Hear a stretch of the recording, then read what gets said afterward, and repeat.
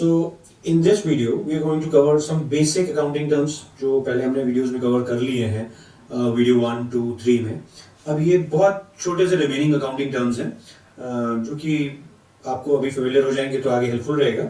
Let's come to that. Come so मैं आपको अभी ये स्मॉल बोर्ड पे समझा देता हूँ। तो let's shift it. Now bad debts. Now what are bad debts? वो डेट्स जो बैड हो गई हो, डेट्स गॉन बैड, यानी कि जिन डेटर्स से हमें पैसा लेना था उनसे हमें पूरा पैसा नहीं मिल पा रहा, तो वो बैड डेट्स हो गई। सपोज किसी ने हमें 10,000 लेने थे और वो व्यक्ति इंसॉल्वेंट हो गया या दिवालिया हो गया या उसके पास पैसे गया, उसका बिजनेस डूब गया और उसके पास पैसे खत्म हो गया, उसके पास पैसे ही नहीं देने के लिए। तो उसने बोला कि भैया आप तो मुझसे 2,000 रुपये ले लो और मुझे ये 8,000 माफ कर दो। ना ये 8,000 को हम डिस्काउंट नहीं कह सकते क्योंकि अब ये 8,000 हमें कोई उम्मीद नहीं है उससे पैसा रिसीव करने के लिए, तो ये 8,000 को हम बैड डेट्स बोलेंगे, ना कि डिस्काउंट। ठीक है, तो ये बैड डेट्स हो गई। रिबेट। अब rebate is different from discount. Rebate क्या होता है? जैसे मान लीजिए आपने किसी को गुड्स बेचे और उससे बेचने के बाद वो 10,000 रुपये लेने थे, डेटर ने बाद में कंप्लेंट करी कि आपके गुड्स जो है वो फॉल्टी थे या उसकी क्वालिटी ठीक नहीं थी या कोई और अदर रीजन था। उसने कहा कि भैया हम इतने 10,000 रुपये आपको नहीं दे सकते, या तो आप गुड्स वापस ले लो। तो आपने कहा ठीक है कि आप गुड्स वापस लेंगे तो उसमें भी नुकसान हो सकता है, तो उसने कहा ठीक है भैया हम आपको 3,000 का रिबेट दे देते हैं, आप हमें सिर्फ 7,000 दे देना। तो ये 3,000 को भी हम डिस्काउंट नहीं बोलेंगे, इस 3,000 को हम रिबेट बोलेंगे। वाई? बिकॉज जो पोस्ट सेल हम जो डिस्काउंट देते हैं other than any normal reasons, that is quality concerns के कारण अगर वो डिस्काउंट देना पड़ रहा है तो हम डिस्काउंट नहीं बोलते, उसको रिबेट बोलते हैं। अदरवाइज अगर हम उसको एडवांस पेमेंट के लिए, प्री पेमेंट के लिए अगर हम उसको लेवर करते हैं कि आप हमें 2 महीने की जगह 1 महीने में पेमेंट कर दो, उसके लिए जो हम डिस्काउंट दे रहे हैं उनको कैश डिस्काउंट बोलेंगे। बट क्वालिटी कंसर्न्स की वजह से अगर कोई डिस्काउंट देना पड़ रहा है तो उसको रिबेट बोलते हैं।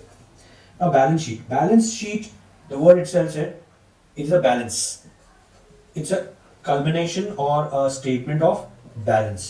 Balance sheet is not an account. ये एक अकाउंट नहीं है, खाता नहीं है, ये कोई डेबिट क्रेडिट नहीं होता है इसमें। यहाँ पे एक साइड लाइबिलिटीज लिखी जाती है, एक साइड असेट्स लिखे जाते हैं। The total of assets should be total of liabilities, जो हमारी अकाउंटिंग इक्वेशन कहती है A is equal to L plus C, where C is also a liability. So total of assets is equal to total of liability. It's a balance sheet. Now this is called a statement of affairs भी बोल सकते हैं इसको। ये हमें बताता है कि साल के एंड में आज हमारी पोजीशन बिजनेस की क्या है, क्या बैलेंसेस है, कैश का कितना बैलेंस है, बैंक का कितना बैलेंस है, हमारी लाइबिलिटीज क्या है, बैंक लोन क्या है, क्रेडिटर्स क्या है, कैपिटल की बैलेंस कितना है। तो एक ग्लांस में आपको, एक लुक पे ही आपको अपने पूरे बिजनेस की समरी मिल जाती है। That is it is called a balance sheet, right? Now the word book value, ये कई बार आपने सुना होगा। बुक वैल्यू क्या होता है? बुक वैल्यू मीन्स जो वैल्यू बुक्स में शो हो रही है। Books means books of accounts, जो आपके बुक्स में, अकाउंट बुक्स में जो वैल्यू शो हो रही है उसको बुक वैल्यू बोलते हैं। अब ये कैसे डिफरेंट होती है कॉस्ट ऑफ एक्विजिशन से? सपोज हमने कोई एसेट खरीदा 10 लाख रुपए का, अब हर साल उस पर 1 लाख रुपए का डेप्रिसिएशन लग रहा है, तो उसकी हर साल बुक वैल्यू चेंज हो जाएगी। पहले साल 9 लाख होगी, अगले साल फिर 1 लाख लेस डेप्रिसिएशन होगा तो अगले साल 8 हो जाएगी।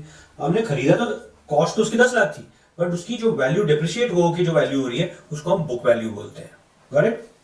Now COGS, now this is also quite important and it is utilized everywhere. COGS is equals to cost of goods sold. देखिए हमने किसी को मान ली सेल करी 10,000 की, तो ये 10,000 जरूरी नहीं है कि ये COGS हो, क्योंकि ये सेल करी हमने 10,000, ऑब्वियसली इसके अंदर प्रॉफिट का भी एलिमेंट होता है। तो कॉस्ट ऑफ गुड्स सोल्ड का फॉर्मूला क्या होता है? Opening stock plus purchases plus direct expenses minus closing stock, that is your COGS। Suppose अगर 10,000 के गुड्स COGS है तो ऑब्वियसली वो कुछ प्रॉफिट ऐड करके ही सेल वैल्यू बनेगी। तो हम ये भी कह सकते हैं sales is equal to COGS plus GP, यानी ग्रॉस प्रॉफिट। अब ये आगे हम डिटेल इसके लिए अलग एक वीडियो बनाएंगे COGS के ऊपर, जो आपकी और क्लैरिटी हो जाएगी। अभी के लिए आप समझ लीजिए कॉस्ट ऑफ गुड्स सोल्ड क्या होता है? Opening stock plus purchases plus direct expenses minus closing stock is equal to your COGS, right? Sale value. Debit. Now account के 2 साइड्स होते हैं, एक डेबिट ए क्रेडिट। तो अकाउंट हम क्योंकि हम डुअल एस्पेक्ट ऑफ अकाउंटिंग कर रहे हैं और double entry system of book keeping कर रहे हैं, तो दो एस्पेक्ट्स होंगे, एक डेबिट होगा एक क्रेडिट होगा। That is it what you should understand कि each account will be having two sides. The left side would be the debit side, it is the left side, and credit side always will be the credit side, right? Now depreciation. Depreciation क्या होता है? Appreciation का मतलब क्या होता है? किसी चीज को बढ़ाना, बढ़ावा देना। Depreciation उसका opposite, उसको घटाना, reduce होना।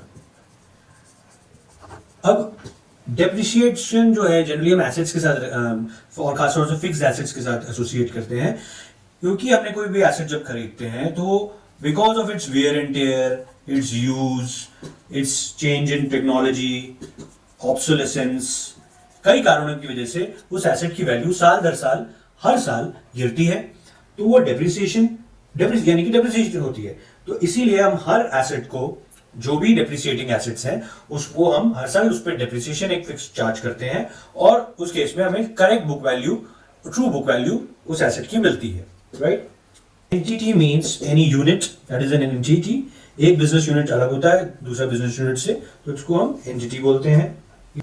Now entry, when you say entry it means accounting entry. जब आप बुक्स में एंट्री करते हैं it is called journal entry भी। When you enter a transaction into a book, account book, that is called an entry. Proprietor means the owner, इसको owner को हम proprietor भी बोलते हैं। Solvent and insolvent. Solvent का मतलब यह है कि अगर business अपने सारे assets बेचने के बाद, सारी liabilities pay off करने के बाद भी एक amount उसका residual बचता है, तो वो solvent है। Insolvent means not sufficient funds if, as after disposing all assets, liabilities cannot be met. It is not clear because जगह कम हो गई है यहाँ पे। So insolvent का मतलब क्या हुआ? अगर आपकी एसेट्स, सारे एसेट्स बेचने के बाद भी लाइबिलिटीज पे ऑफ सारी नहीं हो सकती, तो आप इंसॉल्वेंट है यानी कि दिवालिया है। तो it is always very important to see whether the business is in a solvent state और in an insolvent state, and we should check over that period of time.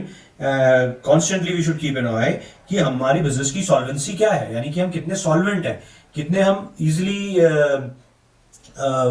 Business को सस्टेन कर सकते हैं। अगर हमारी एसेट्स सफिशिएंट नहीं है liabilities को पे ऑफ करने के लिए, तो we are going in an insolvent state. और सिमिलरली अगर we are comfortably easily in a position where any time we dispose of all assets and we pay off all liabilities, we still are remaining with a substantial amount of capital which can be paid back to the owner. We are a solvent, in a solvent state, right?